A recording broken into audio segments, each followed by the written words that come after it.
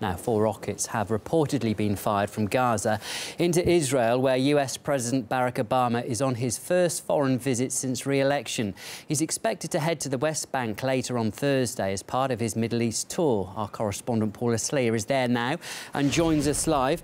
Paula, firstly, what more can you tell us about this morning's rocket attacks? Well, as you say, there were 4 rockets that were fired from the northern Gazan town of Beit Hanun at Israel. 2 landed inside Gaza, but 1 landed in the backyard of a residential home in the southern Israeli town of Sderot. Now, there were no injuries, although there was some damage to the backyard. This coming on the 2nd day of the American President Barack Obama's visit to the region, and just hours before he will arrive here in the Palestinian city of Ramallah. There are many who feel that this is a message from the Palestinians, not only those in Gaza, but certainly also the Palestinian street here in the West Bank, expressing anger against the American president, who they feel is showing a much stronger commitment to Israelis and the Israeli position than he is to the Palestinians. Although the official word is that this latest incident is not going to disrupt his schedule for today, so we do expect him arriving here in Ramallah in the next 2 to 3 hours. OK, well, let's just quickly talk about what has or hasn't been achieved so far during his visit. I mean, he and Israeli Prime Minister Benjamin Netanyahu haven't always seen eye to eye, have they? So what sort of common ground have they found so far? Well, certainly the 2 leaders have not always seen eye to eye, and that is why this visit is largely being dubbed as a PR effort by both the Israelis, who are calling it the unbreakable alliance, and the Americans. Certainly Obama so far is speaking primarily to the Israeli public, and he admitted as much last night after he met with Israeli Prime Minister Benjamin Netanyahu. He said that his goal is to talk to the Israelis. He has used words such as friends, such as coming home. He's spoken about the close alliance between Washington and Tel Aviv. He's spoken about the importance of Israeli security, and he's also committed American financial assistance to Israel, particularly in terms of military programs beyond 2017, when the current contracts expire. Now, there's been very little mention so far of the Palestinians, of the peace process, of the continued Israeli settlement expansion, and this is in stark contrast to the speech the president gave back in 2009 in Cairo, when he said that one of his priorities in terms of his foreign policy was resolving the Palestinian issue.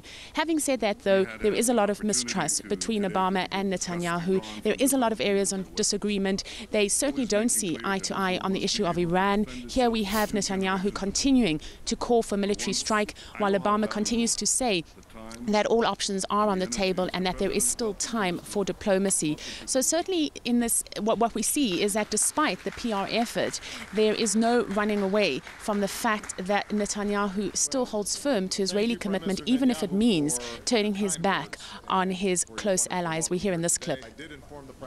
Israel can never cede the right to defend ourselves to others, even to the greatest of our friends. And Israel has no better friend than the United States of America. What is also interesting is the whole issue of Syria. Now, this has been the #1 issue on the table, and this is despite the fact that you have right on the doorsteps of the Israelis and the Palestinians a conflict that is decades old, and yet the American president and the Israeli prime minister are choosing by and large to ignore it and rather to focus on the internal violence across the border. Well, you mentioned there, Paula, that the Palestinian issue hasn't been talked about much by Obama. So what sort of reception do you think he'll get when he heads to the West Bank later today? How do Palestinians feel in general about his whistle-stop tour? Well, there's already been a handful of demonstrations against the American president here in the West Bank, and certainly today the police already now are in full force on the streets. There's a strong security presence, and this is in anticipation of the thousands of people who are expected to come to the streets to protest against the American president's arrival here. The plan is for him to meet at the Moqata, the Palestinian headquarters you see behind me. He'll be meeting with the Palestinian President Mahmoud Abbas as well as the Palestinian Prime Minister Salam Fayyad. No real information that we have at this stage in terms of what will be presented during those talks, but we do think that the American president is likely to ask the Palestinian leadership to resume talks without preconditions. Now, this is an Israeli position. The Palestinian position is that there needs to be a return to 1967 borders, there needs to be a halt in construction of settlements, and in this respect, the anticipation and at least the analysis on the ground is that Obama is not going to push the Israelis, but rather push the Palestinians to meet the Israeli demands. There's also differences over the issue of Jerusalem. A lot of criticism here in Ramallah. Why did Obama meet with the Israeli leadership in Jerusalem and the Palestinian leadership in Ramallah? Is he sending out a message in terms of how America views Jerusalem? Why not meet with the Israeli leadership in Tel Aviv and, for example, meet with the Palestinian leadership in Jerusalem? So there's anger here over that. Certainly the mood is one of frustration, one of anger, and one of disappointment for the American President Barack Obama. OK, Paula, we do have to leave it there, but thank you for that update. It will be interesting to see what happens. That is RT's Paula Sleer, live from the West Bank.